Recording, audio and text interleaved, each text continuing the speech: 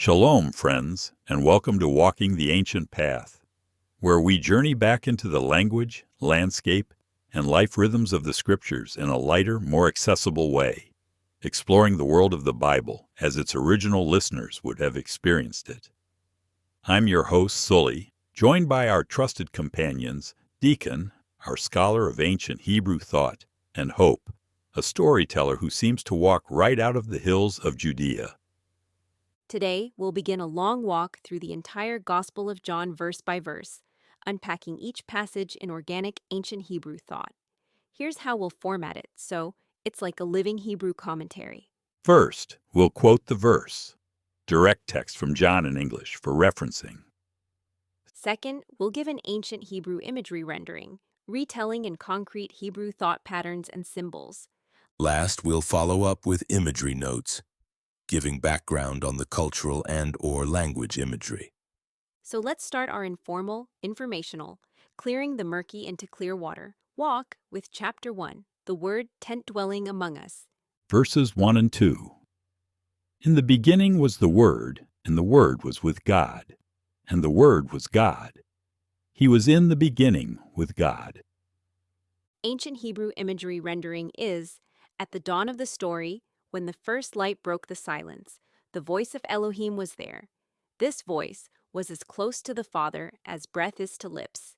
It moved in harmony with him, as the heart's beat is one with the lifeblood. Imagery notes for this are, in the beginning echoes Genesis 1, Hebrew Bereshit, not outside of time but at the start of God's work. Word, Hebrew davar, is not an abstract logos but a spoken active command. Something done, not just thought. And with God. In Hebrew thought, this means in face-to-face fellowship with Yahweh, like friends sharing bread. Verse 3. All things were made through him, and without him nothing was made that was made. Ancient Hebrew imagery rendering is, through him the tent of the world was pitched, every pole set, every cord pulled taut. Without his hands, not a single stake was driven into the ground. Imagery notes for this are, Hebrew thought often imagines creation as building a tent or household, ordered space for life. Through him is an instrumental phrase. He is the craftsman carrying out the Father's design. Verses 4 and 5. In him was life, and the life was the light of men. The light shines in the darkness, and the darkness has not overcome it. Ancient Hebrew imagery rendering. Inside him was breath that wakes the sleeping, warmth that makes blood flow. This life was the fire in the darkness, a campfire whose glow pushes back the night, and no shadow can swallow it. Imagery notes. Life, Hebrew chayim, is concrete, the breath and vitality of a living being. Light recalls Genesis' first light and later Exodus' pillar of fire. It means safety, guidance, and the presence of God. Verses 6 to 8. There was a man sent from God whose name was John. He came as a witness, to bear witness about the light, that all might believe through him. He was not the light, but came to bear witness about the light. Ancient Hebrew imagery rendering. A man named Yohanan was sent from Elohim, like a runner carrying a torch ahead of the dawn. He was not the sunrise itself, but he came to say, "The light is near, wake and be ready." Imagery notes.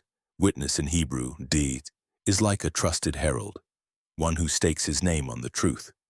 Yohanan is cast as the friend of the bridegroom, announcing his arrival. Verses 9 to 11. The true light, which gives light to everyone, was coming into the world. He was in the world, and the world was made through him, yet the world did not know him. He came to his own, and his own people did not receive him. Ancient Hebrew imagery rendering. The true light, the flame that kindles every other fire, stepped into the camp. The ground he walked on was the very ground he spread out, yet the people did not recognize the builder of their tent. He came to his own clan, but many turned their backs to the door. Imagery notes. World in Hebrew mindset, olam, is not just the earth.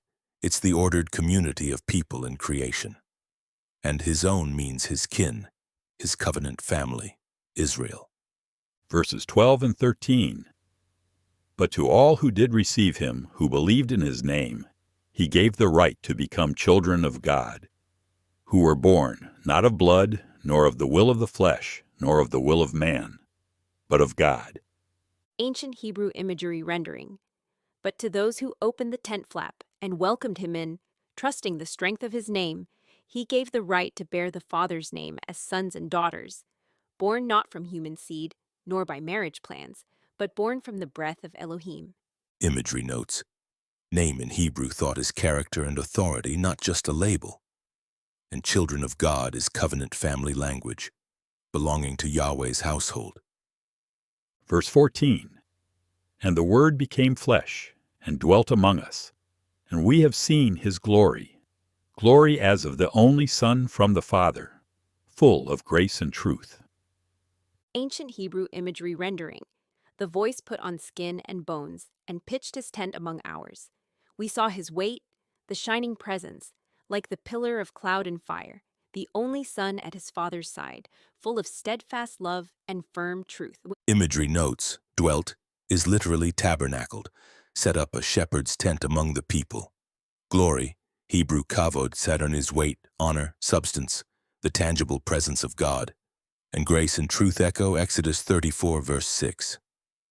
Covenant love, the chest, and reliability. Emet. Verse 15, John bore witness about him and cried out, This was he of whom I said, He who comes after me ranks before me, because he was before me. Ancient Hebrew imagery rendering. Yohanan lifted his voice in the marketplace and said, This is the one I told you about. The one walking behind me in the line is actually the head of the line, because his footsteps began before mine were ever formed. Imagery notes. In Hebrew, idiom that comes after me refers to sequence in public ministry, not value, but John flips it to say Yeshua's honor is higher. And before me here is not Greek abstract eternity, but priority and pre-existence in Yahweh's plan. Verses 16 and 17, For from his fullness we have all received grace upon grace. For the law was given through Moses. Grace and truth came through Jesus Christ. Ancient Hebrew imagery rendering. From his storehouse, we've all been handed baskets, one heap of kindness after another, for Torah was given through Moshe, the covenant instructions from Sinai, but steadfast love and firm truth poured out in full measure through Yeshua, the Anointed One. Imagery notes. Fullness in Hebrew thought is a storehouse brimming with provision. Grace upon grace in Hebrew thought is favor stacked like harvest sheaves. Blessing replacing blessing. And law in Hebrew Torah is not cold legalism in Hebrew thought. It's God's covenant guidance. Verse 18, No one has ever seen God. The only God who is at the Father's side, he has made him known. Ancient Hebrew imagery rendering. No man has ever gazed on Elohim's face, but the unique Son, pressed close to the Father's chest like a firstborn on a shepherd's lap, has unrolled the scroll and shown us his heart. Imagery notes. At the Father's side, literally in Hebrew picture language, is in the bosom, intimate closeness. And made him known is to declare openly as one revealing a king's decree. Verses 19 to 21. And this is the testimony of John. When the Jews sent priests and Levites from Jerusalem to ask him, Who are you? He confessed, and did not deny, but confessed, I am not the Christ. And they asked him, What then? Are you Elijah? He said, I am not. Are you the prophet? And he answered, No. Ancient Hebrew imagery rendering. This was Yohanan's sworn word when the priests and Levites came from Jerusalem. They said, Who are you? He stood firm. I am not the anointed king. They pressed him. Are you Eliah who returned? He said, I am not. Are you the prophet like Moshe? He answered, No. Imagery notes. The prophet recalls Deuteronomy 18:15, a prophet like Moses expected in the last days. We'll pause here and continue in our next chat. If you, listeners, have areas of interest you'd like to explore further, questions or comments, please don't hesitate to let us know.